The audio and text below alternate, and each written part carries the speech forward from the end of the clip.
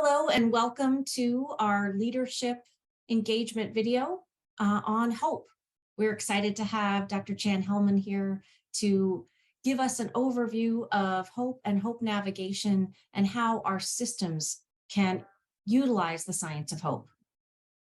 Chan, I'm going to have you take it away. All right, well, thank you, Kelly. And my plan is to give just a real quick overview that really highlights the work that we've been doing in Oklahoma, Mississippi, California, Virginia, and several other states, where we're really creating these hope-centered systems that really focus on improving well-being. So just real quickly, I'm going to share my PowerPoint to give an overview of hope and talk a little bit about some of the outcomes that we are finding. So the first thing that I'd like to just highlight is that this idea of hope is really based upon a robust body of science. There's well over 2,000 published research studies in the areas of medicine, mental health, criminal justice, organizational outcomes, juvenile affairs, a wide variety of different sectors. And these 2,000 published research studies all lead to the same conclusion, that hope is one of the strongest predictors of well-being. So as part of this training series, one of the things that we're going to highlight is the idea that hope is a framework for action. And hope is not the outcome, but the process. And the work that we do is always about improving the well-being and the outcomes of stakeholders and participants. So the question becomes, what is hope? And so for us, hope is the belief that the future will be better than today and that we have the power to make it so. What's really important about this definition is to recognize that hope is a mindset. That is, hope is a way of thinking rather than a feeling or an emotion. The reason this is so important is because if hope was just a feeling that we had, what we know is that at best, we'd be able to help people regulate those emotions. But because hope is a mindset, that hope is a way of thinking, we know that it is something that can be taught. So hope is a cognitive process and a mental framework that improves well-being. The important aspect about hope is that it's made up of three really simple ideas: goals, pathways, and willpower. Goals are the cornerstone of everything that we do around hope. So goals really drive everything. These are the desired outcomes.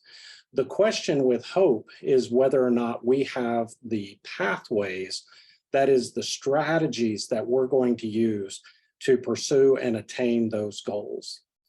Willpower is really the mental energy. It is the endurance that we have to engage in those pathways, especially during times of adversity and stress. What's really important to recognize is that both pathways and willpower are required for hope. We have to have both.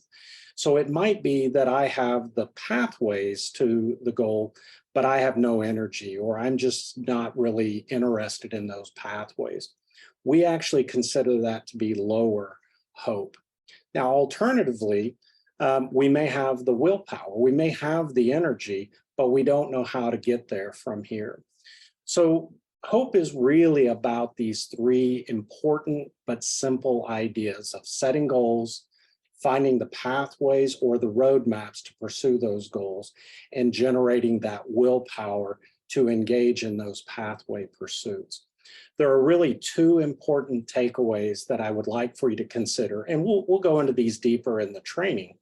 But the first thing is that when I think about the science of hope, I think about the science of hope as a framework that describes the work that you do, that it describes the activities or the pathways that are used to help families and individuals pursue their goals. So programs, services, courtrooms, etc., are pathways of hope. The hard work is really the willpower component. And again, we'll talk more about these things during the training.